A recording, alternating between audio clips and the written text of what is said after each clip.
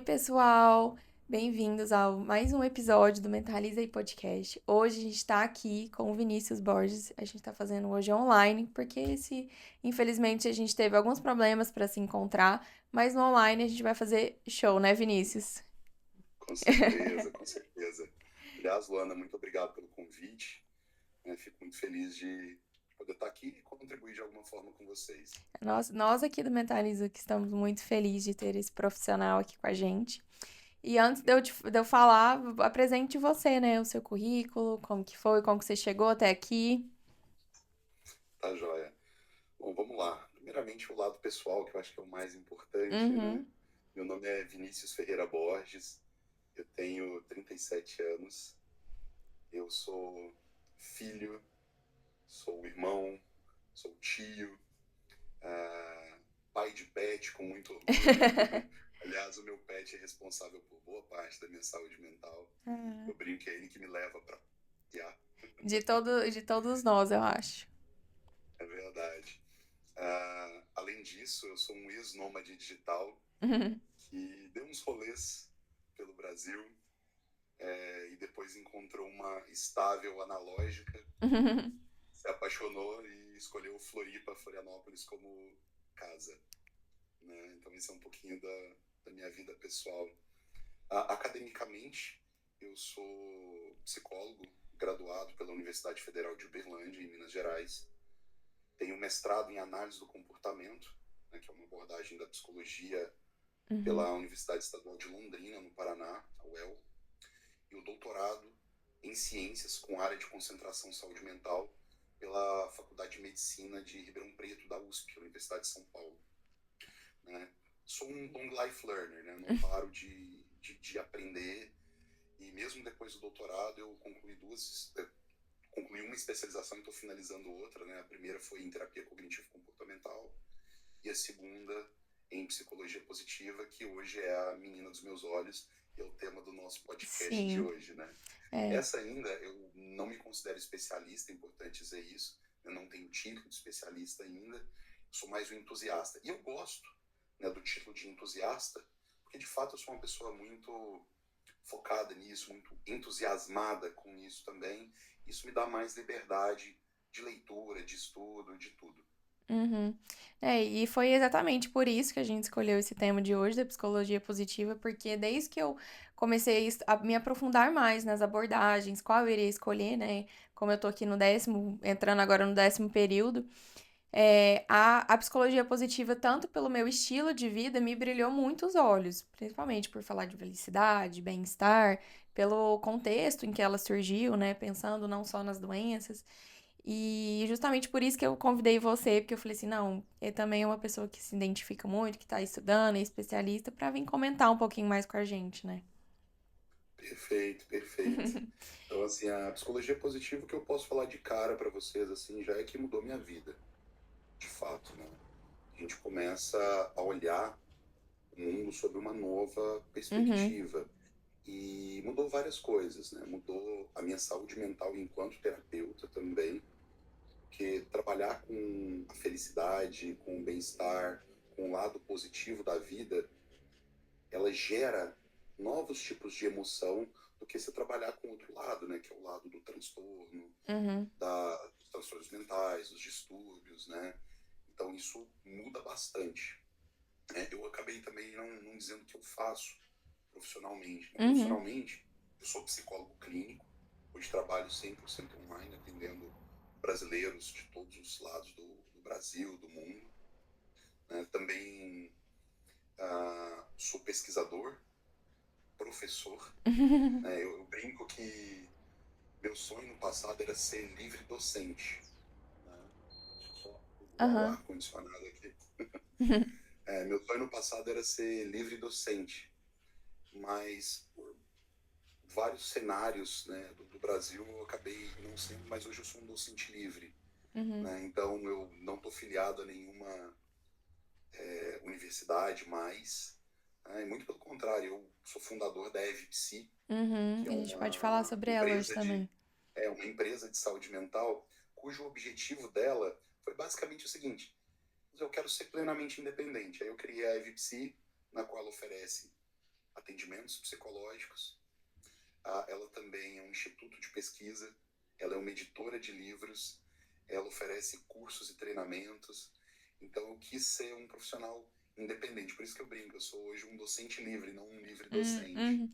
né? Mas eu acho que o pós-pandemia e o online trouxe muito isso pros psicólogos, né? Antigamente a gente estava bem, igual você falou, dependente de uma universidade para ser professor, dependente de um consultório clínico.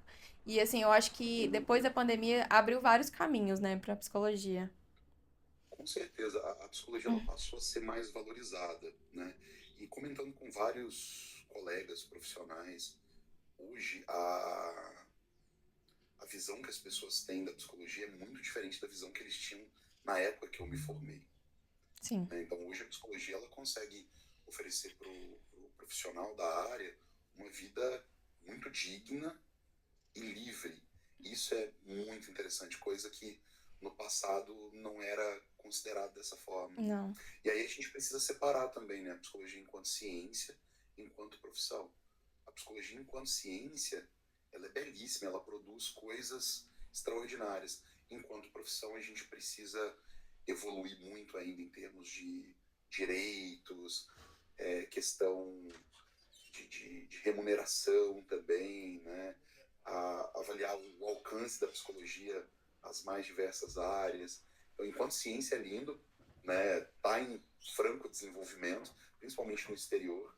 Agora, enquanto profissão, a gente tem um caminho árduo de várias batalhas para conseguir chegar a mais gente e ter a nossa palavra cada vez mais valorizada, Sim, eu né? acho que Então, o brilho do olhar do psicólogo, assim, ele tem mudado bastante, assim, até pra gente conquistar nossos direitos, pra gente estudar, pra gente ter essa vida mais livre, assim, tem mudado bastante.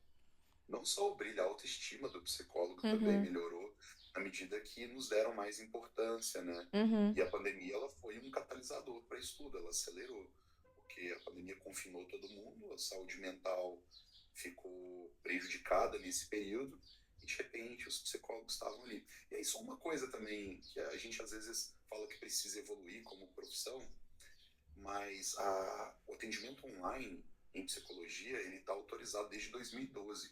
Na uhum. época, ele era feito como orientação psicológica para problemas pontuais, limitado a 20 sessões síncronas ou assíncronas, né? Mas eu acho que em 2018 já tinha liberado para psicoterapia online, porque estudos demonstraram uma eficácia, né, da psicoterapia online, né? Então, quando a pandemia chegou, nós fomos uma das primeiras classes profissionais que estavam prontas Uhum.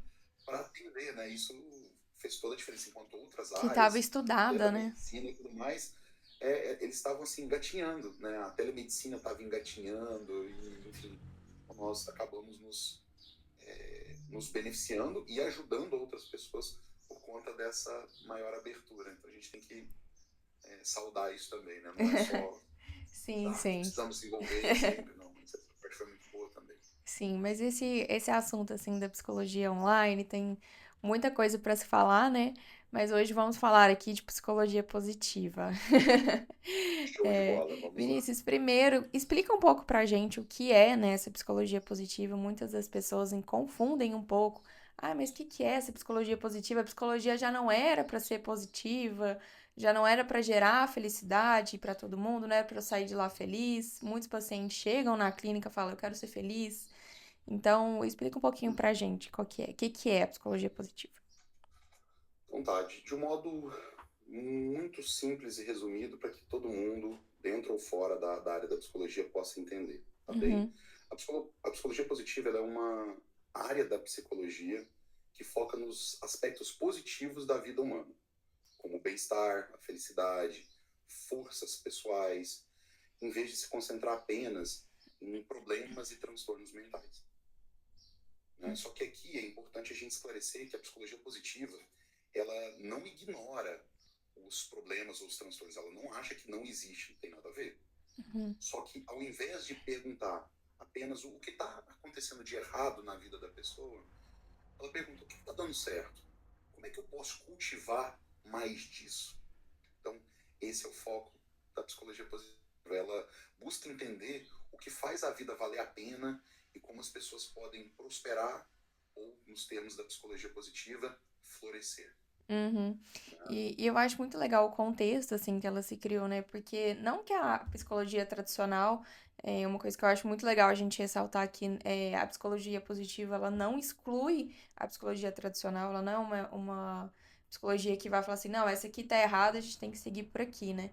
A psicologia tradicional, ela tinha um olhar diferente, ela surgiu num contexto que ela precisava olhar para essas doenças. E a psicologia positiva já traz num e depois, né? Sim, sim, com certeza. Se você quiser, a gente pode fazer uma diferenciação aqui, Sim? clara, entre a psicologia tradicional e a psicologia positiva. Uhum. Né? Ah, então, vamos lá. Essa diferenciação ela precisa ser feita em termos de foco, objetivos, intervenções e medidas de sucesso. Tá? Enquanto o foco, pensando primeiro no foco, da psicologia tradicional tem sido identificar e tratar problemas ou transtornos mentais, o da psicologia positiva é investigar aspectos que fazem a vida valer a pena. Felicidade, resiliência, gratidão, otimismo, força, virtudes. Certo? Quanto aos objetivos, a psicologia tradicional ela busca entender e aliviar o sofrimento humano, enquanto a psicologia positiva busca ajudar pessoas a fortalecer competências, a prosperar, a florescer na vida, experimentando altos níveis de bem-estar e de realização pessoal. Uhum. Quanto às intervenções, né, a psicologia tradicional ela traz vários modelos de terapias para tratar problemas específicos. Já a psicologia positiva, ela criou, né, a psicoterapia positiva, que é um desdobramento dela, baseado em vários tipos de intervenções em psicologia positiva, né, com exercícios de gratidão, identificação e uso de forças pessoais, meditação, construção de relacionamentos saudáveis e etc. Tem até aqui um livro Uhum. que, para quem quiser se aprofundar nessas intervenções, é esse livro aqui, Psicoterapia. chamado Psicoterapia Positiva. Né? Ele é do Tayyab Rashid e do Martin Seligman, que, por sua vez, é o pai, né, considerado o pai da psicologia positiva, o Martin Uhum. Seligman. A gente pode, daqui a pouco, até gostaria Comentar de falar sobre como ele. é que a psicologia positiva foi criada, foi desenvolvida, porque é bem interessante. Referente às medidas de sucesso, né? Para a psicologia tradicional, tem sido basicamente a redução dos sintomas e a retomada do funcionamento normal da pessoa. Eu costumo fazer uma metáfora, né, dos degraus. E é basicamente o seguinte: vou até pedir licença para vocês para fazer um desenho aqui. Sim, sim, Deixa eu compartilhar a tela com vocês do meu computador. sim. Perfeito? Sim, tá Estão aparecendo vendo aí a aqui. tela? Perfeito. Sim. Então vamos lá. Eu disse, né, que eu era professor, então mesmo no podcast vai ter um tom um Sim. pouquinho professoral, não tem como, gente. Uhum. E a psicologia também, a psicologia positiva, ela usa muito a psicoeducação na minha prática clínica. Eu faço vários desenhos e rabiscos ali para os pacientes. Aí fica Então, assim, ótimo. vamos lá. Imagine uma escada de 3 degraus. Opa, mudou de cor isso aqui.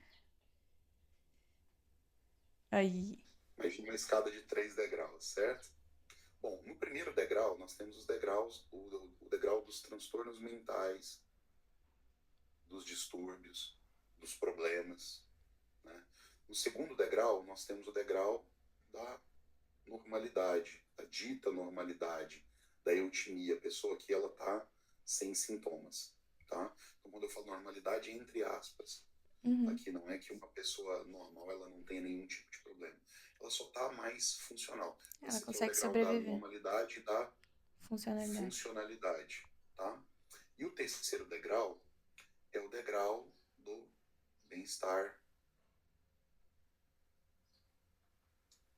da felicidade, do sucesso, da prosperidade. Então, quando um paciente chega para a gente, ali nas primeiras consultas, a primeira coisa que eu faço, e aí eu vou dizer em primeira pessoa, tá? Porque eu não quero sugerir como o outro profissional deve trabalhar, que cada um tem a sua forma particular, mas a primeira coisa que eu faço é avaliar em qual degrau esse paciente está.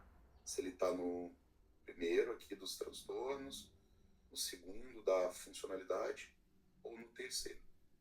Dificilmente esse paciente vai estar no terceiro degrau quando ele chega para a gente, porque a cultura é chegar quando tem algum problema, né? E com algumas exceções a pessoa chega assim, olha, eu estou bem, eu quero ficar ainda melhor. Uhum. Mas normalmente ela chega aqui no primeiro degrau.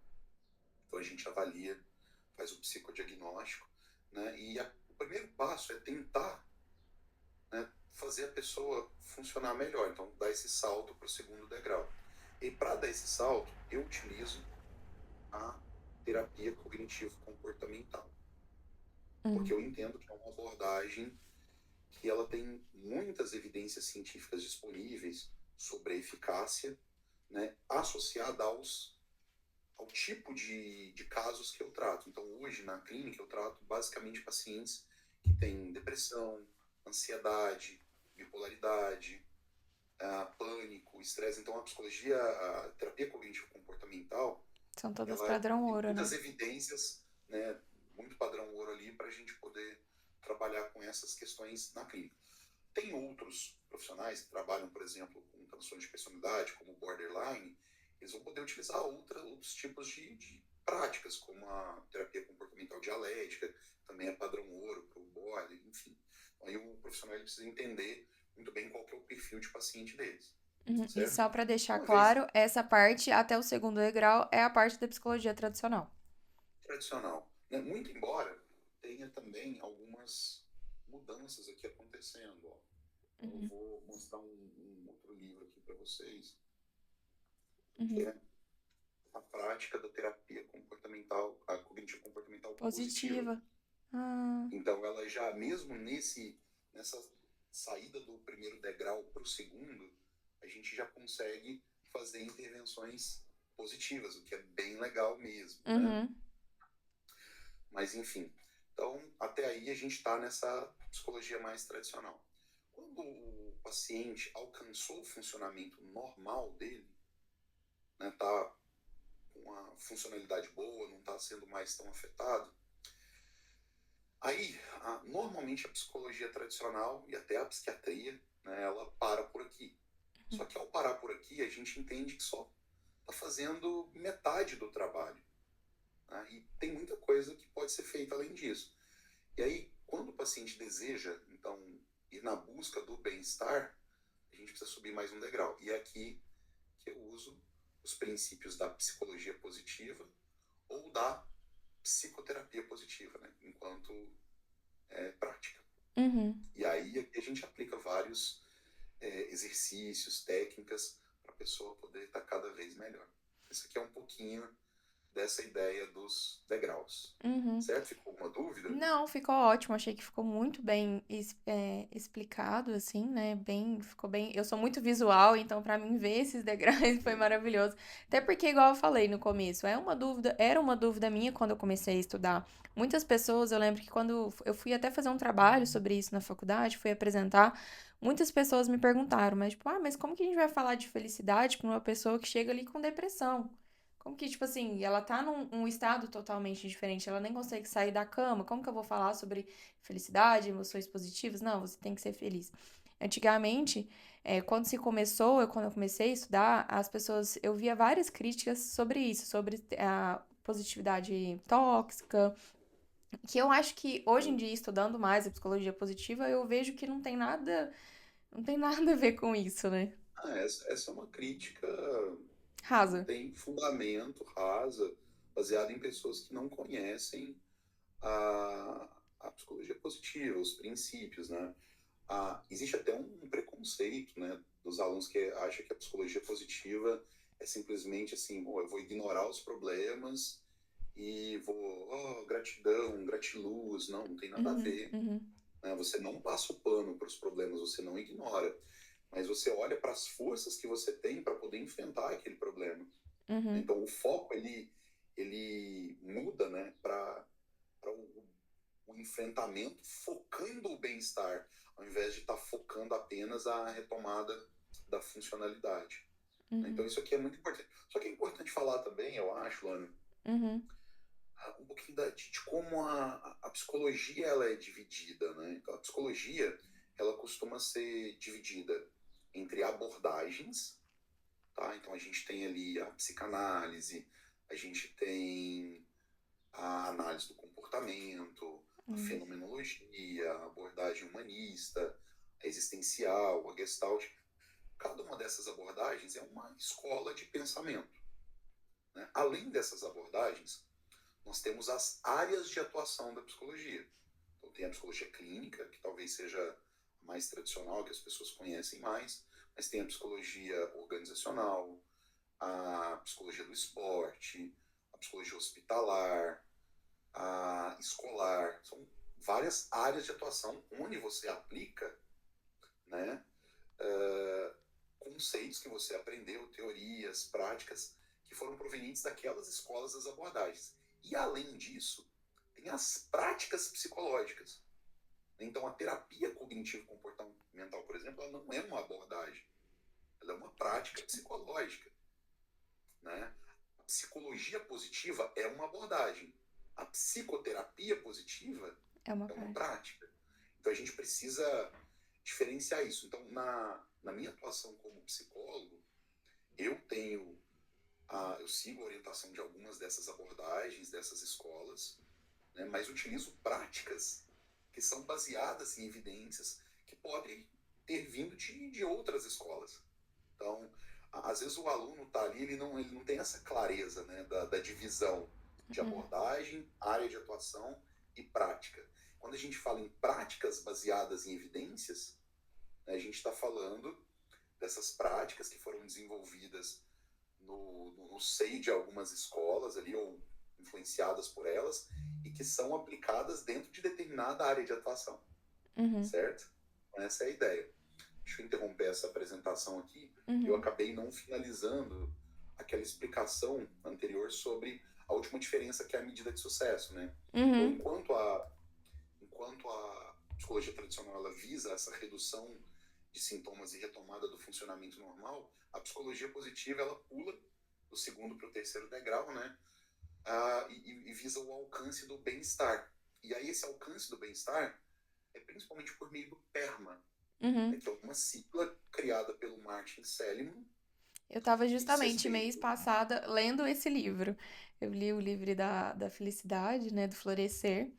E falei assim, não, Sim, é um modelo muito legal pra gente ter como, posso falar, como filosofia de vida, assim, sabe? Pra você se espelhar naquilo e ver, é exatamente na analogia do degrau, é realmente subir um degrauzinho, assim, né? Viver um uhum, outro patamar. é isso mesmo. Aqui eu tenho até uma imagem que pode ajudar melhor as pessoas a compreender a lógica do PERMA, Uhum, né? Então vamos lá, compartilhando aqui com vocês também a imagem. sim. Bom, o que é o PERMA? Para explicar isso aqui, a gente precisa explicar também o que aconteceu com as primeiras versões da psicologia positiva, Uhum, né? As primeiras versões dela iniciaram com a noção de felicidade. Só que a felicidade, ela é um conceito um pouco abstrato e não muito palpável, na qual é difícil você ter indicadores do que é a felicidade que não seja o relato da experiência subjetiva que a pessoa está tendo, né? Então, as primeiras versões ali da psicologia positiva, elas de fato estudavam a felicidade. Tanto é que o Seligman ele escreveu um livro chamado Felicidade Autêntica, uhum, né? E esse livro depois ele foi substituído pelo Florescer, porque aí ele traz essa noção do PERMA. O PERMA nada mais é do que uma sigla em inglês, né, em que cada letra significa um construto aqui, né? Então, o P se refere a positive emotion, emoção positiva, a sigla do inglês. O E, o engagement ou o engajamento. O R, relationship, né, os relacionamentos positivos. O M, meaning, de significado. E o A, de achievement, que é a realização. Então, ele entende que o PERMA ele constitui o bem-estar, que uhum, é um conceito mais amplo do que a felicidade. Então, para você alcançar o bem-estar, você tem que ter a capacidade de experimentar emoções positivas no seu dia a dia. Você precisa ter algo na qual você esteja engajado, que isso vai te produzir em você flow, fluxo, que é muito bom. Já já a gente explica Uhum. esse conceito de flow, que é super importante também. A gente precisa ter relacionamentos positivos, porque boa parte do nosso sucesso ou da nossa miséria, ela depende das pessoas que a gente escolhe para estar do nosso lado. Sim. Né? O meaning é o significado. Aquilo que eu faço tem um significado, tem um propósito. Um bom exemplo disso é como a gente encara o nosso trabalho. A pessoa ela pode encarar o trabalho como apenas um emprego, que vai dar para ela o salário no final do mês. Ela pode encarar como uma carreira, na qual ela vai percorrer uma linha do tempo ali, se desenvolvendo sempre. E ela também pode encarar como uma missão. Né? Eu hoje, no estágio que eu estou da minha carreira, né, eu já estou pensando assim, como tornar a psicologia uma missão de vida para mim, como fazer a psicologia chegar a mais pessoas. Por isso até que eu criei a EVPSI, que é para poder difundir isso de uma forma melhor.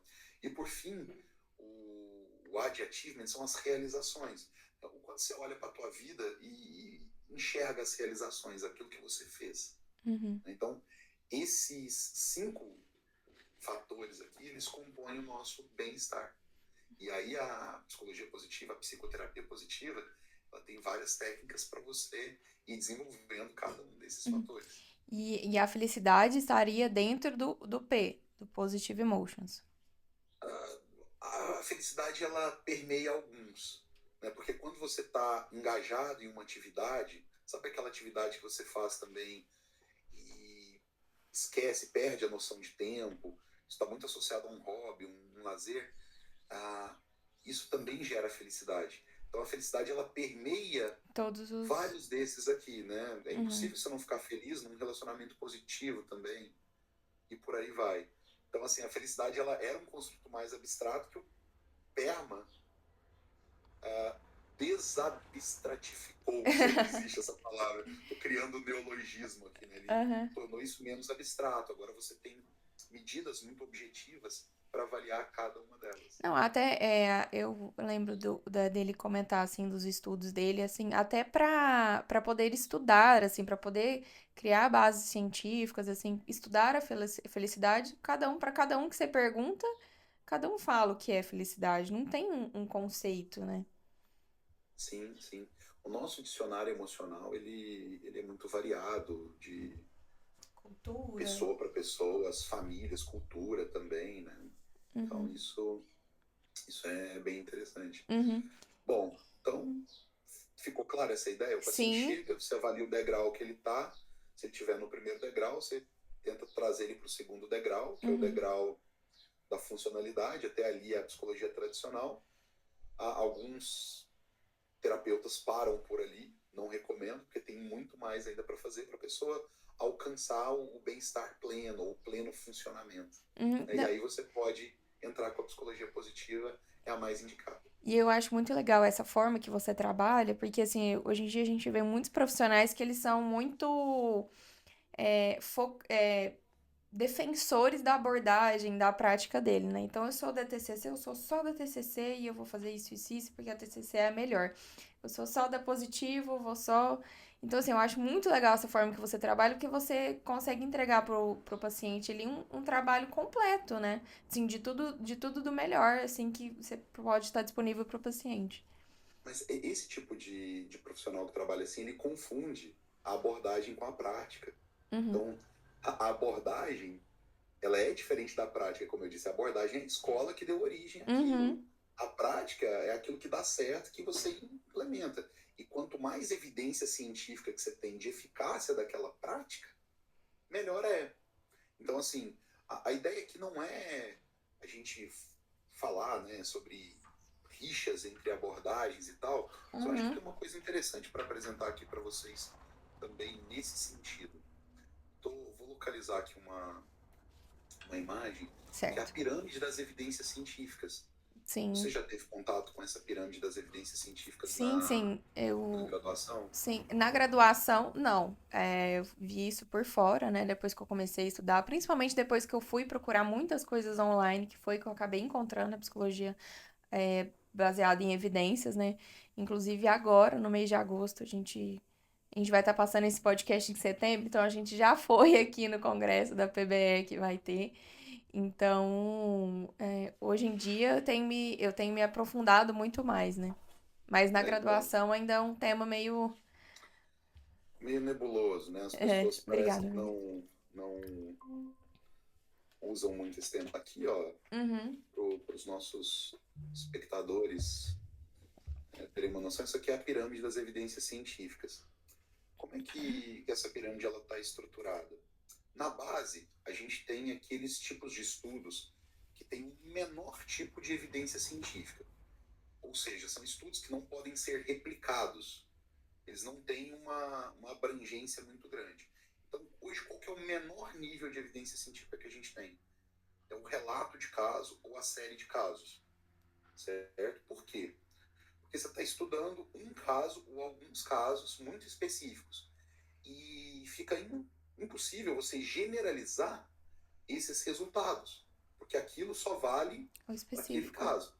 Então, assim, é como se eu tentasse fazer um estudo com um paciente meu e apresentasse os resultados e acreditar que aquilo valesse para todo mundo. Não, não vale, ele é personalizado para o meu paciente. Uhum, Agora, o tipo de produção acadêmica e científica que algumas abordagens faz é baseado em relatos de caso.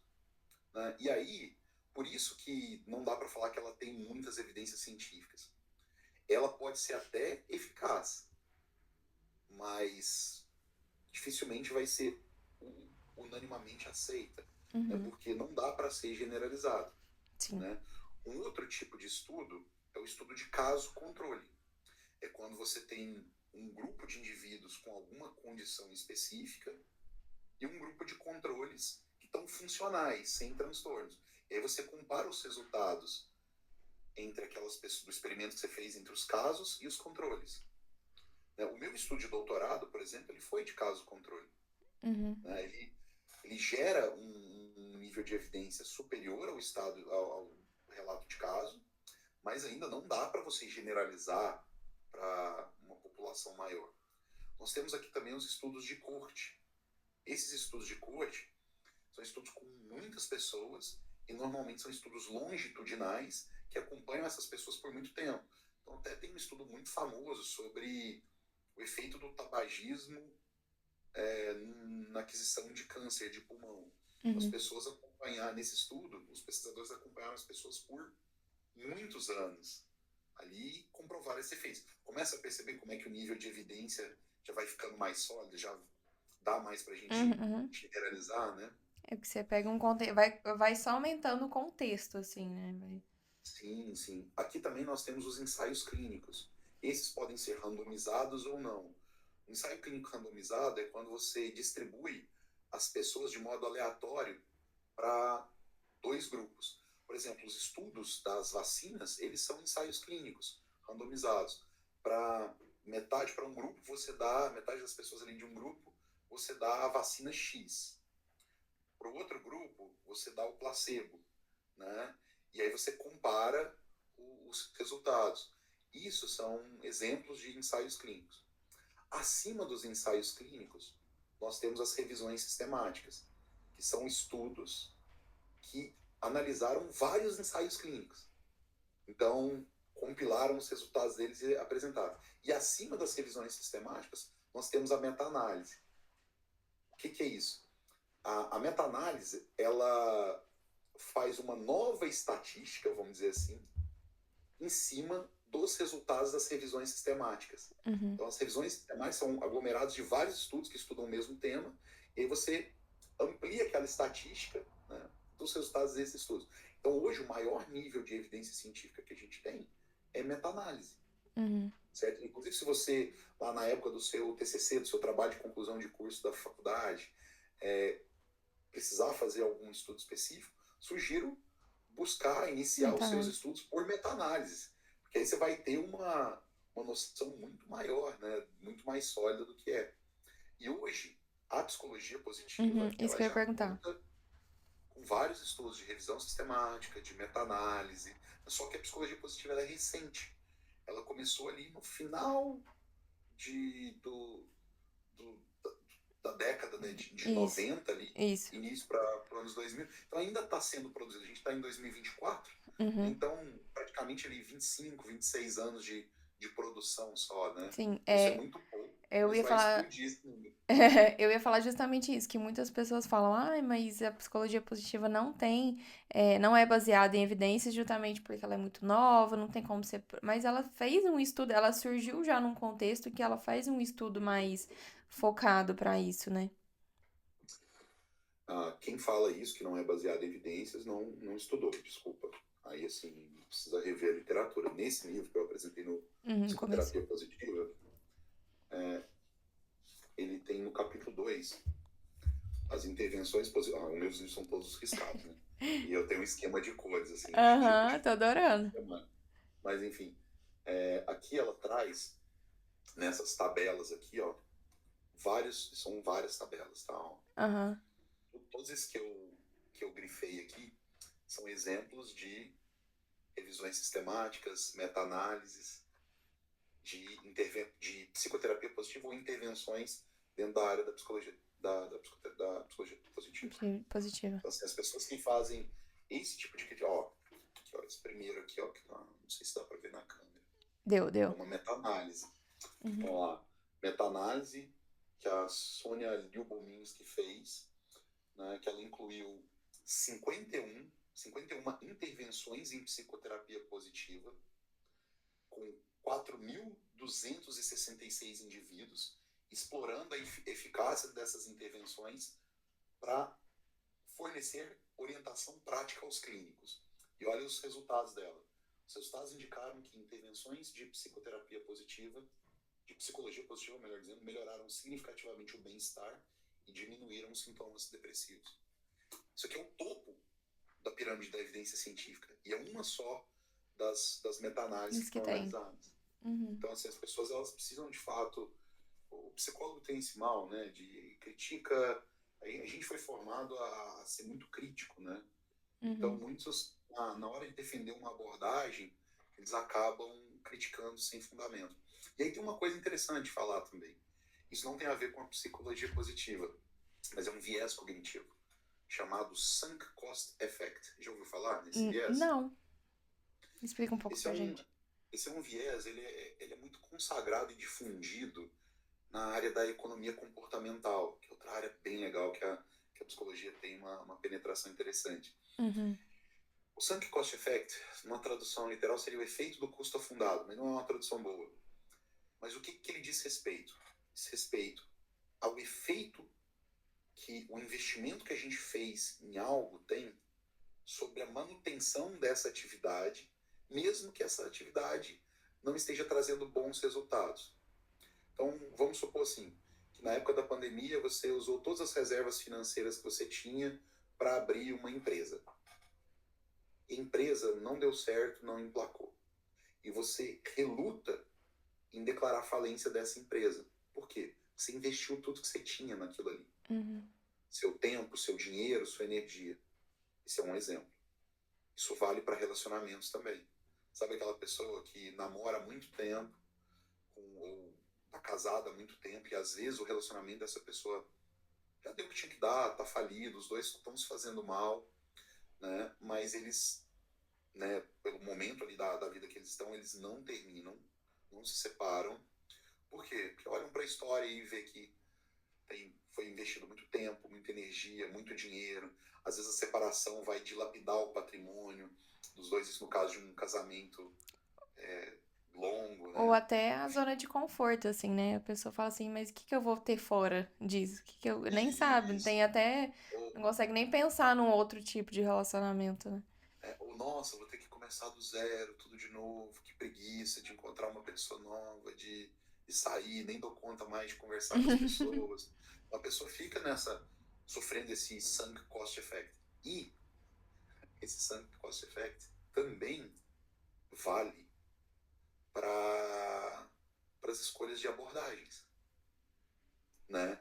Então, por exemplo, vamos supor que eu, ao longo da graduação, me aproximei de uma abordagem, né? E no final da graduação eu descobri que essa abordagem, ela não tem tantas evidências científicas disponíveis sobre eficácia. É uma abordagem que não conta com um apoio e encaminhamento de psiquiatras para essa abordagem justamente pela ausência de evidências. E a pessoa insiste naquilo, do tipo, olha, pô, eu investi todo o minha energia, meu tempo, meu dinheiro em curso, em capacitação e tudo mais. Eu não. Se um belo dia falar assim, olha, tem coisa melhor do que a TCC, do que a psicologia positiva, eu vou migrar, eu vou ver o que dá para eu melhorar, para eu expandir. Eu não sou tão vulnerável assim ao sunk cost effect. Engraçado que Nem podemos ser, né? engraçado que, sem saber o nome desse viés, semana passada eu tava conversando justamente isso com um casal de amigo meu, porque as pessoas, elas estão tão, da psicologia, às vezes elas têm preguiça de sair e falar, não, porque eu tenho que estudar, que eu tenho que estudar, vou ter que estudar. Imagina começar uma abordagem, uma prática do zero depois de 30, 40 anos de profissão. Então, é justamente isso. Às vezes eu vejo que as pessoas começam a criticar essas outras abordagens sem saber, porque tem essa preguiça de procurar, né? Sem saber. Comentei sobre isso sem saber sobre esse viés. É que na verdade não é nenhuma preguiça só, assim. É porque mudar gasta muita energia, Não, e assumir também né? que aquilo que eu estava fazendo não é o melhor. É assumir, né? E aí eu acho belíssimo quem tem essa coragem de assumir e redefinir os caminhos, né? Uhum. Mas veja bem, aqui a ideia não é Sim. falar qual abordagem é melhor do que a outra e o que deve ser utilizado. Eu, Vinícius, gosto de abordagens práticas, né? Práticas melhor dizendo assim, baseadas em evidências, porque eu me sinto mais seguro, porque eu sei que isso já foi testado no passado e traz mais evidências. E o que eu quero dizer aqui é que a psicologia positiva e a psicoterapia positiva está repleta dessas evidências. E vários estudos estão surgindo que vão disseminar cada vez mais isso. Uhum. É, E, é e, excelente. e assim, agora, depois que a gente soube, né, que tem várias evidências positivas, eu queria saber de você, pensando mais na prática mesmo da psicologia positiva, assim, como que se dá o trabalho com cada construto do modelo PERMA, do positivo, do engajamento, do significado, como que, fala um pouquinho, né, porque não dá pra você falar no geral tudo como que é, mas um pouquinho de como que é esse trabalho da psicologia positiva. É muita coisa, né, para falar, então vou precisar ser bem resumido. Mais uma vez eu vou pegar aqui o recurso desse livro, Psicoterapia Positiva. Esse livro é muito legal, porque a Uhum. primeira parte dele é teórica, então ele te embasa tudo que você precisa saber da psicologia positiva para começar a trabalhar com a psicoterapia positiva. E depois ele lança aqui um planejamento de 15 sessões de psicoterapia, né, com base na psicologia positiva. Bem estruturado.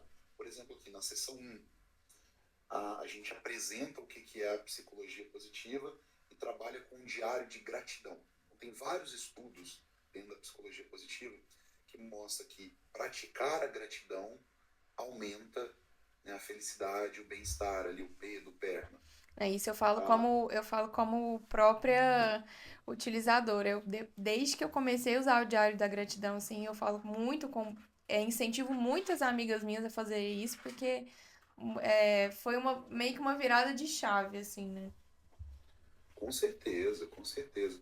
Acho que eu consigo fazer até melhor. Eu acho que eu tenho eu comprei o PDF desse livro e eu Vou acho que até eu ver minha posso câmera aqui, amiga, como que dividir. faz. Enquanto Eu eu vou ia fazer quando isso. você procura, eu vou dar uma melhorada na minha câmera, porque agora que eu vi que eu tava tão Perfeito, focada na internet, na conversa, que eu vi que a minha câmera eu tô toda branca aqui. perfeito. Eu A gente estou corta. buscando aqui o livro para compartilhar com vocês. Uhum. Eu acho que no Google Meet aqui ele tem uma Aí, melhorou. opção de você melhorar a imagem. Isso. Isso, melhorei. Foi na própria câmera mesmo. Aí. É porque Peraí. aqui, como a gente ainda não tem a cortina, né? Aí a interferência da luz atrapalha um pouco. Ah, aqui também. Mas é assim, a gente começa com os recursos que a gente tem. Isso é o mais importante. E o que vocês estão fazendo é fundamental. O que eu fiz aquilo lá, gente? Agora eu quero saber como é que eu fiz aquilo. Aí. Aí. Ótimo. Deixa eu só ver se tá gravando aqui. Tá. Eu ia fazer isso, aquela que ele interromper, senão eu ia perder. E eu achei muito legal esses livros que você trouxe. Depois, no dia que a gente postar, a gente separa certinho pra deixar a indicação pras pessoas, os livros. Ah, legal, legal, Uhum, legal. Então aqui, ó, uhum. eu Pode compartilhar. já vou compartilhar a tela com vocês. Só um instante. Isso.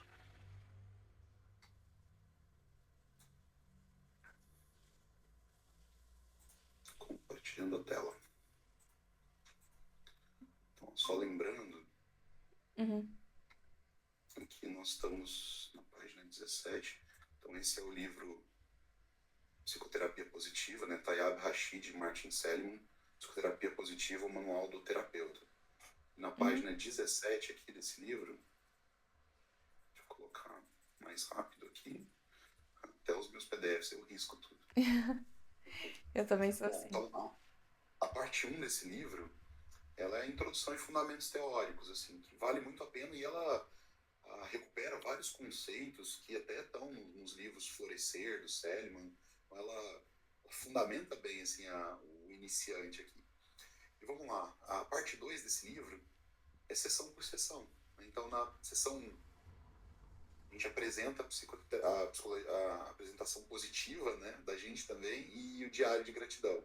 Sessão 2, a gente trabalha com forças de caráter e forças de assinatura, né? Ou seja, o que, que a pessoa tem de forte, de recursos que ela pode trabalhar. E aí tem você pode fazer esse teste, né, de forças de caráter e de assinatura na Via Survey, que é Uhum. um site da Universidade da Pensilvânia, e ele mostra para você quais são, em ordem, ali, as suas 24 forças principais, Eu né? acho muito Em legal ordem isso, que de o trabalho deles é importância. muito ligado com o online, que você pode, enquanto você estuda, você pode presenciar um pouco, sabe? Sim, sim. Acho muito legal.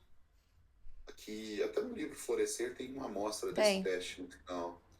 Né? A sessão 3, sabedoria prática. Sessão 4, uma melhor versão de mim mesmo. Sessão 5, memórias abertas e fechadas. Sessão 6, perdão. Isso aqui, essa sessão 6 do perdão, ela é ótima para trabalhar com quem tem depressão. Né? Tem uma metáfora que eu ouvi, não nesse livro especificamente, mas em outros, é que enquanto a gente não perdoa alguém, é como se a gente estivesse segurando um carvão em brasa na nossa mão, Uhum. esperando para jogar na outra pessoa. Só que a gente está se ferindo, né, enquanto a gente segura esse carvão em brasa. Então, o perdão, sabe assim, quando o seu celular está carregado com um monte de lixo, você limpa o celular e ele começa a rodar mais rápido? Perdoar é isso. É tirar, jogar o lixo fora para você poder funcionar melhor. Uhum. Né? Aqui temos também maximização versus satisfação, gratidão, esperança e otimismo. Essa parte de esperança e otimismo ela é fundamental também. É aqui, Luana, que eu acho que a ciência encontra um pouquinho da espiritualidade também. Uhum. Né? O ser humano é um ser biopsicossocial e espiritual. E tem vários estudos que até no livro Florescer, em outros livros contam, né, sobre a questão do otimismo, o quanto o otimismo favorece o, o bem-estar da pessoa e recuperação de condições clínicas específicas. Tem estudos que mostram que pessoas mais otimistas, logo depois que fizeram cirurgias cardiovasculares, elas se recuperam mais e melhor. Pessoas também que estão passando por câncer ali e se É, mostram mais positivas, também tem uma recuperação melhor. um exemplo Tem que ele muita dá no coisa. Florescer, que eu lembro, é de falar assim, até no quesito é, físico, assim, né? No otimismo, as pessoas que são mais otimistas pegam menos resfriado. É, ele fala Sim, eles bastante fizeram um disso no estudo livro. muito legal do resfriado, inclusive, Uhum. que eu até comentei sobre esse estudo em outro podcast. O Sérgio ele fala que não sabe como é que esse estudo foi aprovado no comitê de Aham. ética, né? Porque basicamente o que os pesquisadores fizeram foi injetaram um vírus do resfriado ou da gripe em pacientes, né, por meio de puff nasal Uhum. ali e avaliaram o estado de ânimo dessas pessoas antes, né, dessa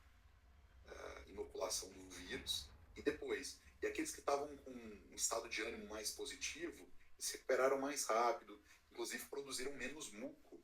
Eles tinham um jeito interessante, uma medida bem objetiva.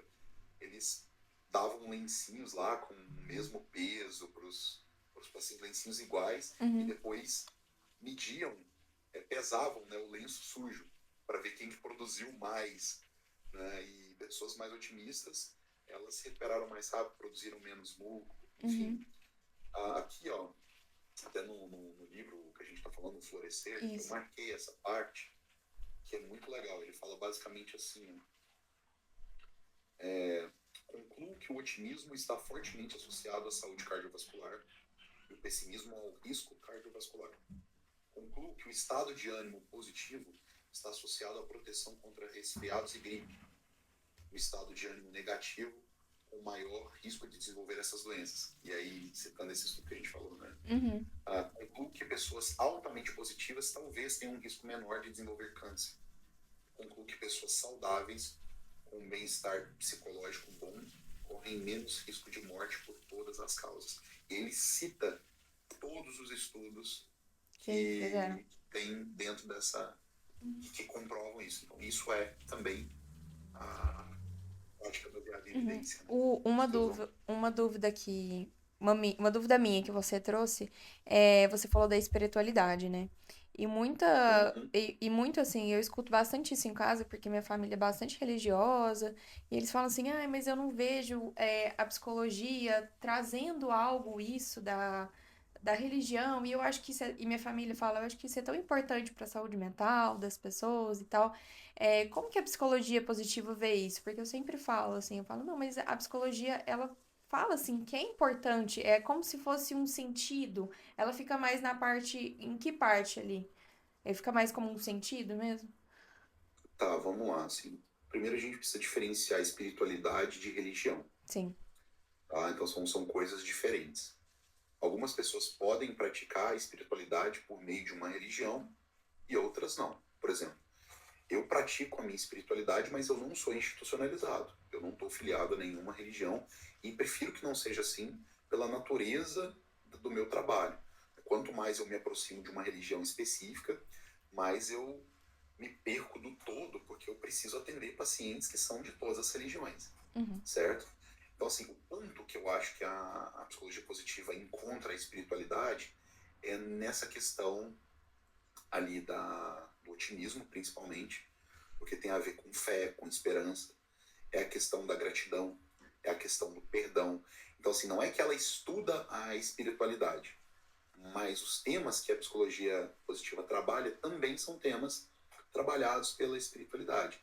E aí, no caso, né, do otimismo, quando eu digo assim que é onde encontra a espiritualidade, é porque a gente entende que você ser otimista, ter fé na melhora, de fato, isso altera a sua fisiologia, altera o seu funcionamento, e você consegue se recuperar mais. Um estudo incrível, incrível mesmo, que foi relatado nesse livro, né, O Jeito Harvard de Ser Feliz, que é outro livro bem legal, assim, para quem quer começar a trabalhar. A gente comentou sobre ele no podcast passado. Esse livro é muito legal, comentou-se sobre esse estudo, mas o estudo original é da Ellen Langer, que é uma pesquisadora de Harvard, professora pesquisadora de Harvard. Ela criou um dos estudos mais disruptivos, do meu ponto de vista, da psicologia. Ela criou uma espécie, o nome do estudo é Counterclockwise, né? Enfim, tem o subtítulo lá que eu não vou me lembrar, mas o que ela criou basicamente foi uma máquina do tempo psicológica. Lá no final da década de 70, início da década de 80, se eu não me engano, ela recrutou alguns idosos que estavam com 75 anos de idade e convidou eles para ir para uma espécie de retiro, um acampamento, assim, foi assim que eu entendi. Né? E antes deles irem para esse retiro, ela mediu os níveis de saúde deles. Então, postura, flexibilidade, visão, audição, enfim. E depois eles foram para esse retiro. Esse retiro ele estava decorado como se fosse 20 anos atrás, mais ou menos ali no ano de 1959. Então tinha livros da época, revistas da época, móveis, programas de TV gravados da época, enfim. Também confeccionaram identidade para eles com foto da época e eles foram instruídos a não levar nada que fosse depois do ano de 1959. Eles viveram ali durante uma semana, conviveram nesse retiro, como se eles tivessem 20 anos menos. Né? E depois, quando eles saíram no final do experimento, foi feito o reteste. E vários índices de saúde dele melhoraram. Postura, flexibilidade. O dado que mais me chamou a atenção foi a visão, que melhorou cerca de 10% ali em média. Né? Então, pensa só, o fato de você pensar que você está vivendo em outro contexto melhora seu índice de saúde. Né? Isso se dá porque o nosso cérebro ele não diferencia a fantasia da realidade. Né? Então, o fato de não fazer essa diferenciação e o cérebro produzir respostas fisiológicas compatíveis é fundamental. Não, eu sempre fui apaixonado pelo cérebro humano, assim. Ele tem essa capacidade, igual você falou, né? Só um fato, é uma semana, uma imaginação ali. O cérebro humano é perfeito. Sim. Luana, se você quiser, tem uma atividade que a gente pode fazer aqui com você também, e para os espectadores tentarem repetir em casa, que mostra isso um pouquinho, né, de como o nosso cérebro não diferencia a realidade da fantasia. Topa fazer esse Sim, teste? sim. Então, A Laura vai maravilha. fazer. A Laura tá aqui comigo, ela vai fazer também. Ela vai fazer também? Coisa boa, então. A primeira coisa que eu sugiro que vocês façam é se colocarem confortavelmente na cadeira que vocês estão. Né? E a gente pode fazer assim umas 3 respirações bem profundas, respirações diafragmáticas, só para a gente acalmar ali o nosso estado agora. Então, mais ou menos assim. Então, me acompanha aqui. A gente vai puxar o ar bem devagar e a gente vai soltar mais devagar ainda, meio que soprando, assim, soprando até no microfone, assim, para dar para ouvir o soprinho, né? Então, se coloquem confortavelmente, de olhos abertos, vão puxando o ar primeiro.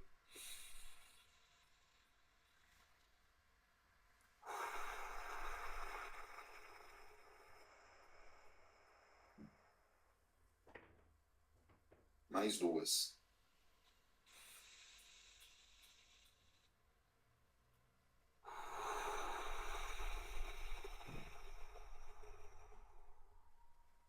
Nessa última agora, quando a gente expirar, a gente vai fechar os olhos.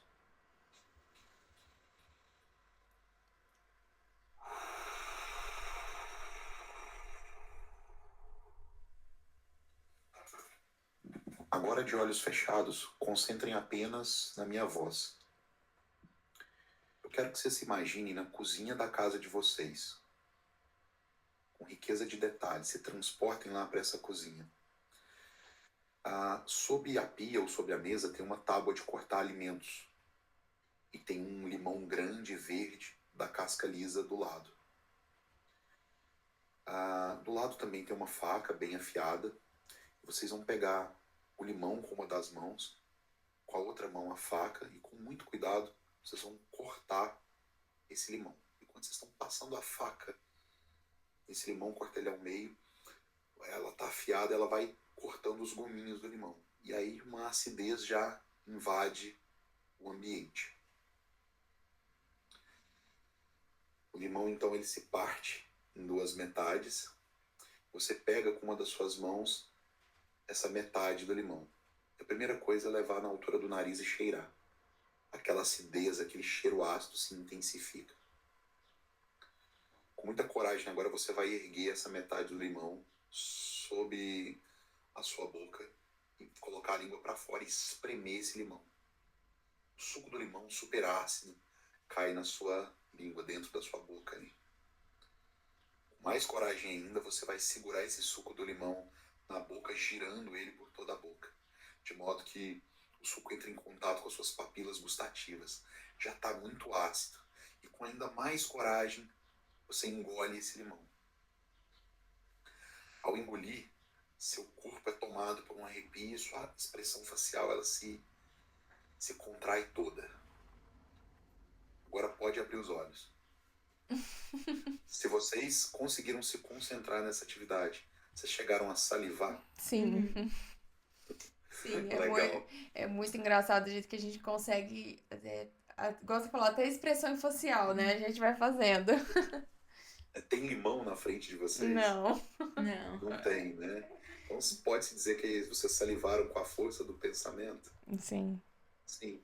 O cérebro de vocês não diferenciou, né, a realidade da fantasia. E tratou isso como se fosse realidade, produzindo respostas fisiológicas. Vocês podiam... muitas vezes o paciente ele chega na consulta com pensamento direcionado para várias outras coisas que geram ansiedade, uma inquietude e tudo mais. E é isso que está acontecendo.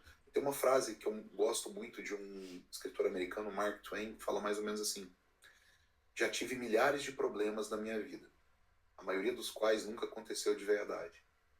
O que ele está falando é que ele estava antecipando problemas, Uhum. né, na ansiedade. Então, é Sim. basicamente isso. Uhum. Não, muito legal essa experiência. Aqui, ó, nós temos também na seção 10, crescimento pós-traumático, que é outro tema da psicologia positiva que eu sou apaixonado. Ele foi muito estudado, né? O transtorno de estresse pós-traumático. O estresse pós-traumático, sim, mas o crescimento pós-traumático, não. Então, são coisas diferentes. São coisas diferentes. Ah, tá. O crescimento pós-traumático. Então, assim, o que é o crescimento pós-traumático? É a resiliência 2.0. É a antifragilidade. Na resiliência, né, o termo resiliência ela se refere à capacidade de um material se deformar e voltar ao estado original. Né? No crescimento pós-traumático, depois que há o trauma, a pessoa volta melhor, mais forte. Então, boa parte dos estudos de psicologia positiva, eles foram feitos com pessoas que trabalhavam no exército, que passaram por diversos traumas Sim. e tudo mais. Então, o crescimento pós-traumático, ele foi amplamente estudado ali. Então, fazendo uma analogia aqui com o que aconteceu no Rio Grande do Sul, recentemente, aqui perto de onde eu estou, é uma tragédia sem precedentes, né? E muitas vidas perdidas. Certamente, muitas pessoas ali vão desenvolver um transtorno de estresse pós-traumático, TEPT, né? Na qual eles vão reviver aquela situação, sonhar com aquilo, perder funcionalidade. Mas algumas pessoas que passaram também por esse trauma e conseguiram, né, encontrar um significado novo para aquilo, porque, sei lá, ajudaram muitas pessoas, salvaram muitas vidas, se sentiram úteis ali, resgataram animais, por exemplo. Essas pessoas provavelmente vão ter se fortalecido com essa tragédia. É importante notar aqui que não estou passando pano para tragédia e nem estou estimulando uma positividade tóxica. Tipo, vamos fingir que nada aconteceu. Não. O que eu estou falando aqui é que, mesmo mediante aquela tragédia, as pessoas que encontraram forças naquilo, se sentiram úteis, ajudaram, certamente elas se fortaleceram e vão voltar mais fortes mesmo depois disso acontecido. É Sartre, né? Não importa o que a vida fez de você, mas o que você faz com que a vida fez de você. É mais ou menos isso. Né? Aí, isso é o crescimento pós-traumático, que na seção 10 aqui desse manual se trabalha. Relações positivas, né? Como é que você cuida das comunicações no seu relacionamento, como é que você torna a experiência no relacionamento, no namoro, no casamento mais saudável. Né? Comunicação positiva tem um tópico específico para isso. Acho muito interessante a comunicação positiva também, porque a gente vive de comunicação e muitas pessoas não sabem se comunicar, né? Então, assim, eu acho esse um aspecto muito grande para o autodesenvolvimento. Isso, muitas pessoas usam a comunicação violenta, né? Quando deveriam usar uma comunicação não violenta. Um bom exemplo disso, de como a gente pode trabalhar nos relacionamentos a comunicação não violenta, é você usar a técnica do você sabe como eu me sinto quando você faz isso, isso e aquilo. Porque, por exemplo, sei lá, vou dar um exemplo que corriqueiramente acontece com pacientes na clínica. O rapaz, né, se atrasou para chegar em casa, voltou em casa mais tarde e não avisou para a parceira. A parceira ficou esperando ele, fez o jantar, estava ali com alta expectativa. E às vezes o cara não sabia que ela estava fazendo isso e se atrasou. E aí quando ele chega, ela já está emburrada, de cara feia, né? E a primeira coisa que ela fala, puxa vida, né? Olha o horário, eu fiz o jantar aqui, tá? Agora se quiser você esquenta a comida e pronto. Isso é uma comunicação super violenta, né? Se ela tivesse, e certamente essa comunicação violenta vai gerar uma resposta também violenta. Uhum. Poxa, mas eu não te pedi para fazer jantar nenhum, você fez porque você quis e tal, e agora tá aí de cara feia para mim e tal. Isso é uma comunicação péssima, né? Mas que frequentemente ocorre nos relacionamentos. Frequentemente. Agora, se por exemplo a mulher chegasse e falasse pro cara assim, nossa amor, eu tive todo o cuidado de fazer um jantar pra gente, preparei tudo ali. Você sabe como eu me sinto quando você se atrasa e não me avisa? Eu fico me sentindo feita de boba, porque eu estava aqui com alta expectativa contigo e tudo mais, e isso não aconteceu, né? Isso desarma outra pessoa na hora. O que eu estou falando aqui, né, homem, mulher, vale para qualquer tipo Qualquer. de relação, tá? Uhum. E também para qualquer tipo de posição. O homem também pode utilizar isso, né? É, Você sabe quando eu me sinto quando você me critica, eu acho fala que que eu. o sentido-chave é realmente ensinar as pessoas a expressarem, né, os seus sentimentos. Muitos Isso, escondem. No primeiro exemplo que você deu, ela estava só jogando a frustração dela e não estava contando que ela estava frustrada, que ela estava chateada. Então, assim, é sim, realmente se mostrar, né, pro outro, falar, eu estou me sentindo assim. Muitas pessoas têm essa negatividade negação, né? Desculpa. Essa negação de expressar o sentimento. sim, sim, com certeza. Bom, aí as duas últimas sessões aqui, a 14 e a 15, falam sobre altruísmo, né, e sobre significado e propósito. É importante diferenciar também assim, o altruísmo, né? É importante ser altruísta, mas você também não precisa ser uma pessoa autossacrificante, Uhum. né, que coloca todas as outras pessoas, né, ali à frente de você, você se coloca como a última. Né? É importante diferenciar aí também egoísmo de autorrespeito, né? A pessoa egoísta é aquela que pensa só nela, aquela que tem Uhum. autorrespeito, pensa primeiro nela e depois nas outras pessoas, né? Uhum. Isso aqui acho que é só para vocês terem uma noção não só de como é o livro aqui, mas também do que ele apresenta em termos de sessões estruturadas, para vocês poderem trabalhar na prática clínica com a psicologia positiva. Eu acho que dessa forma eu respondi melhor a pergunta de vocês.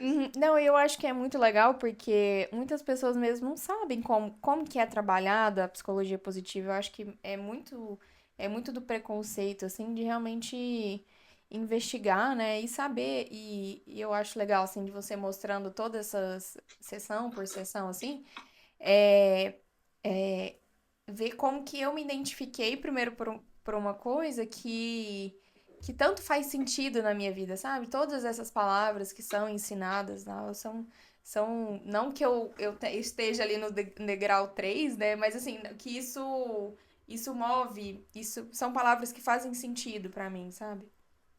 Acho muito legal. Sim, conversando num podcast anterior com o Leandro Nogueira, ele explicou uma coisa muito interessante. O Leandro Nogueira é psiquiatra. Uhum. Ele já esteve aqui no canal com a gente. Sim, sim, eu já assisti. O- Fazendo aquela analogia dos degraus, né? Então, quando a pessoa ela está no segundo degrau e o trabalho para por aí, se acontecer algum evento negativo na vida, ela está na mesma distância ali do terceiro degrau e do primeiro. Mas qual que é a tendência? Ela voltar para o primeiro, Uhum. né? Então ela tende a ter uma recaída se o trabalho para por ali. Mas, eventualmente, não vai dar pra gente ficar também no terceiro degrau sempre. Sim. O importante é buscar sempre pular para o terceiro degrau. É você se autogerenciar, né? Olhar para a tua rotina e verificar como é. Então, vou dar um exemplo para vocês como é que é a minha rotina. Uhum. Tá? Vinícius, eu não sou reserva de saúde mental. Tá? Eu preciso construir a minha saúde mental todos os dias. Não é porque eu sou psicólogo que Sim. tô livre ali de transtorno e coisas desse tipo. Então, assim, eu defini o meu horário de trabalho para começar mais ou menos 1h15 da tarde e finalizar ali por volta de 10 horas da noite.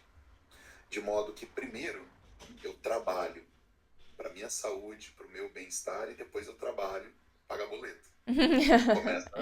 Começa por aí, né? Então, minha rotina é mais ou menos assim. Ela começa no dia anterior, quando eu faço pelo menos ali umas 7, 8 horas de sono reparador. E aí eu tenho condições de acordar um pouco mais descansado. Ao acordar, a primeira coisa que eu faço, me alongar, me espreguiçar e me expor à luz do sol. Isso faz muito bem. Muita Como é diferença. que eu me exponho à luz do sol? Pai de pet, que eu disse, né?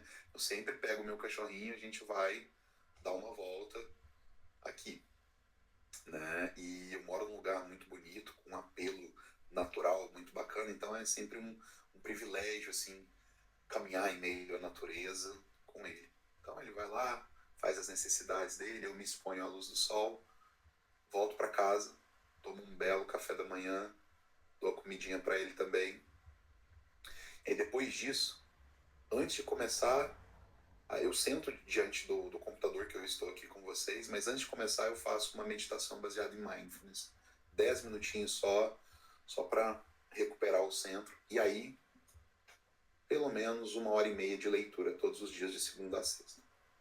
Leitura de temas que eu gosto, dentro ou fora da psicologia. E nos últimos meses eu tenho me debruçado muito na psicologia positiva. Isso de segunda a sexta. Então, mais ou menos ali das 8 até as 9h30 da manhã, eu já cumpri essa parte. Então, check. Eu adoro o check.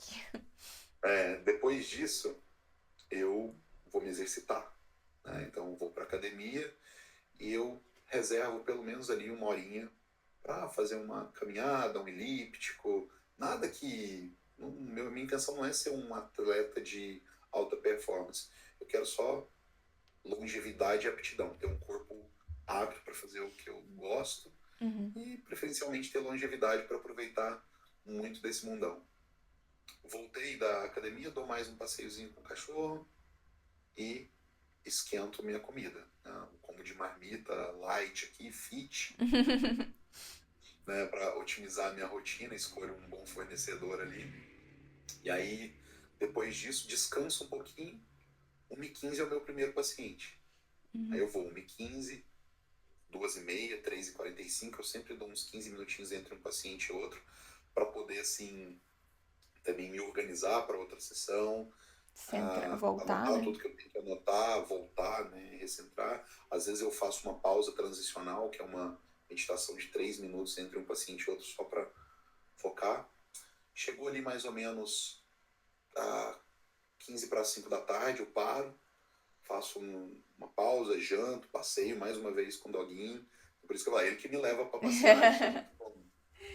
E depois eu volto mais 3 atendimentos à noite. Às 6h15, 7h30, 8h45, finalizo ali por volta de 9h45, 10 horas. Aí faz aquela parte de escritório mesmo, fecha o dia. Depois disso, eu cuido do meu entretenimento, do meu relacionamento, certo? Mas, ou seja, ao longo dessa rotina, todo dia é igual, de segunda a sexta-feira, independente do local que eu estou. Como um ex-nômade digital que eu disse, né? Eu consegui aplicar essa rotina independente do local. Então, olha só, eu cuidei da minha saúde, com boas horas de sono, boa alimentação, exercício físico e meditação. Eu cuidei do meu desenvolvimento pessoal, com base ali nas leituras, nos cursos que eu faço, pós, enfim. Cuidei também dos meus relacionamentos, né? Às vezes nos intervalos ali das refeições eu ligava para alguém, para um amigo, para namorada e tudo mais, enfim. Com seu cachorrinho. com o cachorrinho também, super importante, que me traz muita saúde mental, né? O trabalho, ele ocupa a maior parte do meu dia, né? Tarde e noite ali. Então, tá ali. E o entretenimento. Então, eu cuidei desses 5 pilares e a minha vida, ela é projetada para eu conseguir efetuar isso tudo. E aí eu tenho uma forte noção de produtividade naquela sessão. Eu fico engajado em todas as atividades que eu tô. Uhum. A minha produtividade, ela fica muito alta. Eu tenho noção de realização também. Quando eu falo assim, o check, sabe? Eu tenho sensação que eu tô evoluindo todos os dias. Eu tô fabricando a minha saúde mental intencionalmente. Uhum. Isso é muito importante, né? Sim, você falando assim, né, da sua rotina, são poucos aspectos que mudam pra mim, assim, eu realmente eu gosto de acordar mais cedo, e fazer as minhas, igual você falou, ir lá, acordar, se espreguiçar. Ultimamente eu tenho adotado, eu não mexo no telefone, redes sociais, até Sim. eu terminar de ter feito, de ter me centrado, de ter feito as minhas atividades físicas. Depois, eu prefiro dormir mais cedo, tanto porque também estou na faculdade ainda. Então, eu consigo trocar, eu começo meus estudos na parte da manhã. Então, assim, a minha rotina e a sua mudam alguns aspectos, mas esses 5 pilares estão ali presentes. Show de bola. Esses são os pilares da nossa saúde mental, né? Sim, Tem que ter, sim. né? Saúde, desenvolvimento pessoal, relacionamento, trabalho e entretenimento. Uhum, E as pessoas, elas... uma das coisas que mais gera frustração, e é isso aqui que tem nesse livrinho aqui, que é muito legal. São 2 livros, ó. Esse aqui também é considerado um dos fundadores ah, a gente não acabou não falando do... do Flow, né? A gente pode marcar outro Podemos? bate-papo. A gente pode falar, dá Dá tempo da gente tempo? falar aqui, ó. Então, esse livro aqui é o Flow, do Mihaly Csikszentmihalyi, também considerado um dos fundadores da psicologia positiva, junto com Martin Seligman. Esse livro aqui, ele é mais extenso um pouquinho, né? Ele Uhum, conta, né, a psicologia do alto desempenho da felicidade. E esse outro aqui é o guia prático. Esse aqui é mais fininho, mas esse aqui é o ouro líquido destilado daquele outro livro. uhum, A leitura desse livro aqui é mais interessante. Ela é mais condensada, mas é bem bacana. E uma coisa que o Mihaly fala é que boa parte dos problemas, né, que as pessoas têm é porque elas não programam o tempo livre delas. uhum. Né? Então, se você não organiza o seu tempo livre, você acaba tendo enormes Distrações. prejuízos. Você chega lá no teu final de semana, se você não programou, por exemplo, ele se resume basicamente a Ficar. Netflix e iFood. E aí, Uhum, assim, se resumir assim, né, olha quantas oportunidades você perdeu, né, de exercitar ali outras partes, o relacionamento, mais entretenimento. E as atividades que mais geram flow, né, que é o fluxo, eu vou explicar aqui para vocês, são atividades de hobby ou lazer, uhum, certo? Então, eu vou compartilhar mais uma imagem com vocês aqui. uhum. Deixa eu só localizar Enquanto você elas. compartilha, eu bato muito nessa tecla nas minhas redes sociais. A programação e saber programar seu tempo livre também é um ponto muito importante, porque justamente por isso, para você não ficar disponível para coisas que não te vão te trazer nenhuma melhora, às vezes a gente, até no momento que a gente quer só ligar um Netflix e ver um filme, até ali na escolha do seu filme, como que você vai fazer, às vezes é importante, porque todo momento você pode estar gerando alguma melhora, algum crescimento, Uhum. né? Com certeza, com certeza. Aqui, ó, eu vou explicar para vocês o que é o flow. Eu vou importar Uhum, uma imagem aqui. Essa imagem aqui ela é muito legal. Compartilhando aqui com vocês. sim. Uhum. É, eu gosto de fazer uma piadinha infame, ridícula, mas que ela explica muito bem o conceito do flow, né? Que é porque que o Super Mario do videogame ficou ansioso. Ah. Porque ele estava passando por uma fase difícil. É idiota essa piada, mas ela revela um dos conceitos mais brilhantes que eu acho da psicologia positiva, que é o conceito de flow. E esse conceito de flow, o fluxo, ele está expresso nesse gráfico. Analisando esse gráfico aqui, ó, o que nós temos aqui no eixo Y? Nós temos a quantidade de desafio que uma pessoa tem em determinada tarefa. No eixo X, nós temos o nível de habilidade que essa pessoa tem. O que acontece quando eu tenho um nível de desafio muito alto para um nível de habilidade baixo? Se a gente traçar as coordenadas aqui, ó, a gente vai ver que é ansiedade. Então, ó, traçando a coordenada aqui, Uhum. a gente vê que é ansiedade, certo? O que acontece quando a gente tem um nível de habilidade muito alto para um nível de desafio baixo? Entendi. Tédio, é o oposto. Tem outros eventos intermediários aqui. A gente pode até dizer que a preocupação ela é um início de ansiedade. Quando nada está acontecendo, tudo é baixo aqui, né? O desafio é baixo e a habilidade é baixa, a gente pode experimentar apatia. Quando a gente tem um nível de habilidade moderado a alto e o desafio moderado, a gente experimenta o relaxamento. Enfim, o fato é que para a gente entrar em fluxo, que é aquela sensação de plena produtividade, né? Eu não vejo o tempo passar, eu preciso ter um nível de desafio mais ou menos compatível com o nível de habilidade. Então, qualquer ponto que eu traçar aqui dentro dessas retas paralelas aqui, ó, eu vou estar no fluxo. Isso significa que o meu desafio ele está mais ou menos compatível com a minha habilidade. Então, se os programadores de games, eles sabem muito bem fazer isso. O começo lá de um jogo de videogame, Super Mario, pode ser, as fases são fáceis. E elas servem para você aprender a controlar a personagem. À medida que você vai jogando, o nível vai aumentando. O objetivo é você continuar jogando. Uhum. Então você vai ganhando habilidade, você vai se sentindo mais capaz e vai. E a vida é isso. Né? Como é que você faz para você zerar a vida? Né? Você precisa estar sempre se desenvolvendo, buscando novas aptidões, novas habilidades e tudo mais. Uhum. Como é que faz para um paciente zerar um transtorno? Ou zerar os sintomas desse transtorno, melhor dizendo. Né? Ele tem que ir gerando habilidades. Tem que ganhar habilidade. Só que aí o terapeuta, muitas vezes desavisado, vai lá e dá um desafio muito grande para ele. Ele Às não vezes o volta. paciente quer parar de fumar.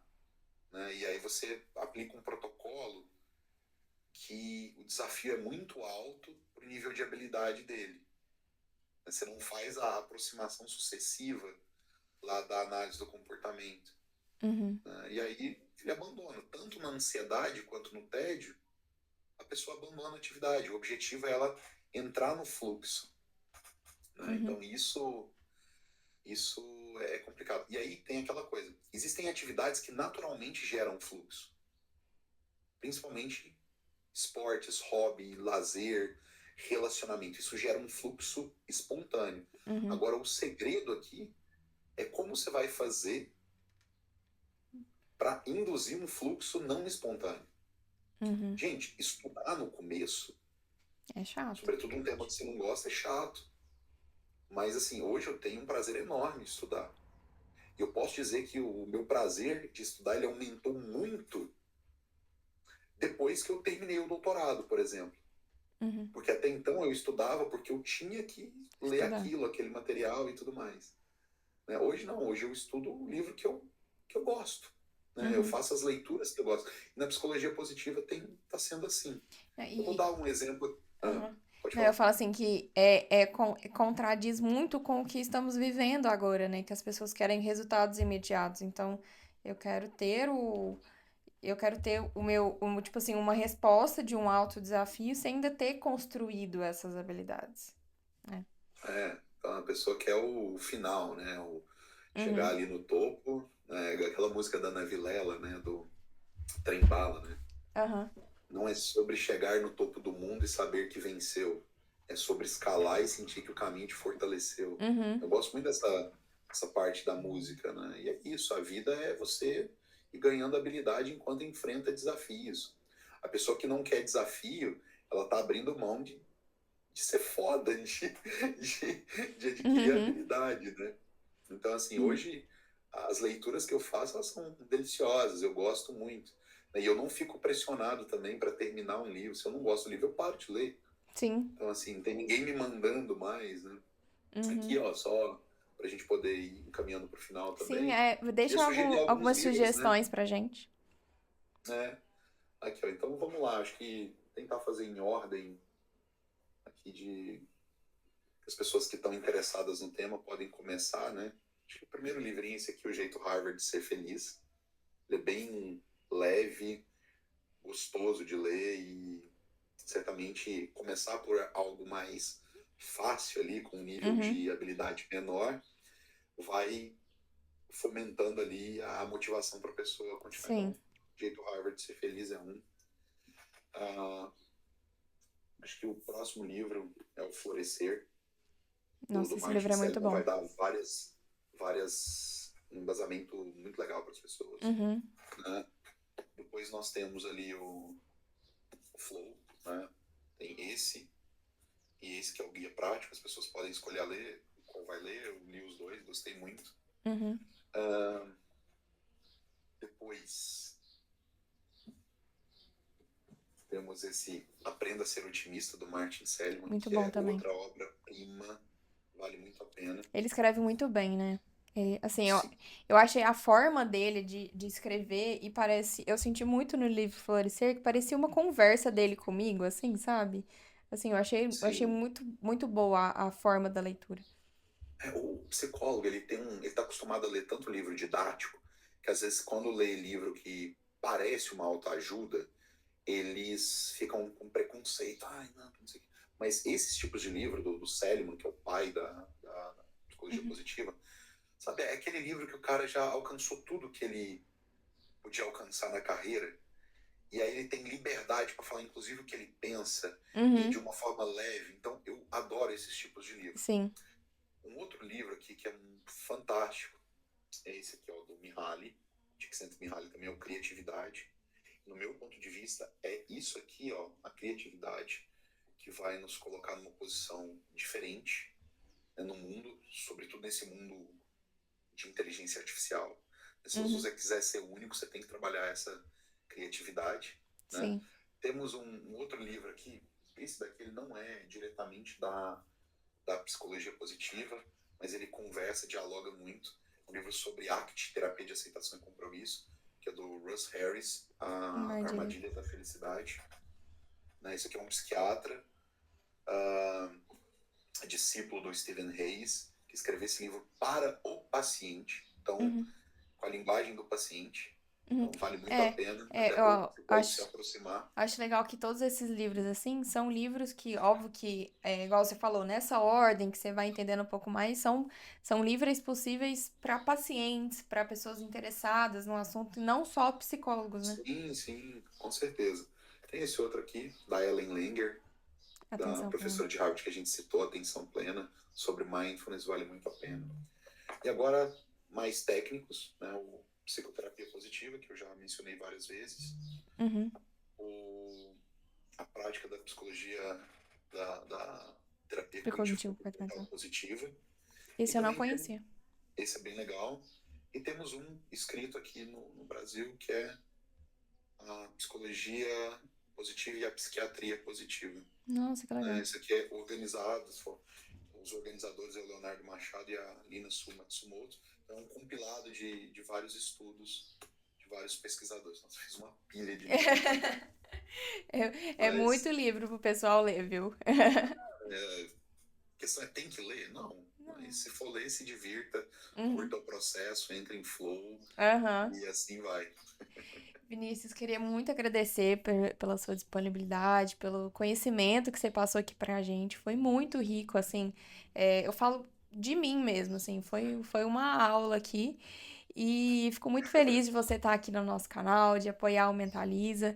E saiba que o Mentaliza está aberto aqui para todo tipo de conteúdo que você quiser trazer, para todo bate-papo. Então a gente fica muito feliz. Infelizmente, como a gente está no online, eu não consigo te entregar essa lembrancinha, mas a gente ainda vai providenciar isso. Imagine, imagine. Final do ano, né? Eu Aham, devo dar um pulo em sim. Minas Gerais e certamente faço questão de conhecer vocês pessoalmente. Quem sabe a gente agenda um outro bate-papo Sim, aí sim, nessa ocasião. sim. Tá bem? E vindo para Floripa, nós, para passear, tudo, a gente pode fazer um podcast aqui Ah, também. A combinado, a gente gente vai aluga uma organizar. sala legal aqui e bate um papo também, vai ser muito bom. Mentaliza em Floripa. Obrigada, fico muito feliz, viu? Muito obrigada mesmo e espero que os espectadores aqui tenham gostado desse bate-papo. A gente vai deixar todos esses livros, eu comentei com o Vinícius que ele indicou, a gente vai fazer um compilado, a gente faz uma publicação para deixar certinhas as indicações onde as pessoas podem achar e também se tiver alguma dúvida, deixa aqui nos comentários que a gente vai organizando essas respostas, né? Sim, se o pessoal também quiser interagir pelas redes Isso, sociais, deixa sua rede social pra gente. sim, são duas, na verdade, né? O @BorgesVF, que é a minha pessoal, onde eu tenho mais liberdade ali para falar, é como se fosse um blog pessoal, e tem a @evpsi, que aí é mais focada para o atendimento clínico. Então lá tem vários insights sobre a psicologia Sim. positiva, né? Minha ideia não é vender nada ali, é só compartilhar um conhecimento organizado com todo mundo. Eu tenho muito cuidado assim de deixar bem organizadinho com os títulos ali para servir assim como pílulas de conhecimento ou de Uhum. informação para as pessoas. Sim, é muito bacana. Eu conheci você pelas redes sociais, né? Então, assim, fiquei muito encantado com as coisas que você compartilha e com, assim, eu vejo muito que as redes sociais estão aqui para agregar, sabe? Então, eu gosto de pessoas que compartilham essas coisas para agregar o nosso crescimento.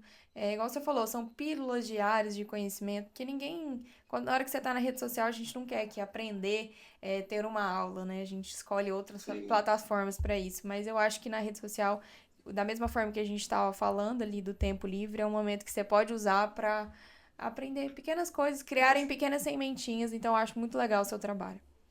é só um tipo comentário assim, sabe? Se uma pessoa está num ambiente muito tóxico, né, o primeiro e às vezes não consegue sair desse ambiente tóxico, o primeiro ambiente que você consegue controlar de fato é as redes sociais. Né? Então, se você selecionar muito bem quem você segue, o tipo de conteúdo de interesse, você pode receber mais daquilo pelo algoritmo e você pode transformar assim a sua vivência com aquilo ali. Uhum, Acaba sendo algo muito, mas muito legal, muito importante. Né? uhum, Então, utilizem as redes sociais de modo a potencializar o conhecimento de vocês. Né? Sigam coisas legais, pessoas bacanas, né? E que tragam paz para vocês e não te coloquem uma pressão de, eu tô sempre em déficit aqui, eu tenho que fazer isso, tenho que fazer aquilo outro. Não. Molde primeiro esse ambiente virtual, já vai te fazer um pouco bem e depois você consegue moldar o uhum. seu ambiente físico. Sim, sim, concordo bastante. Perfeito.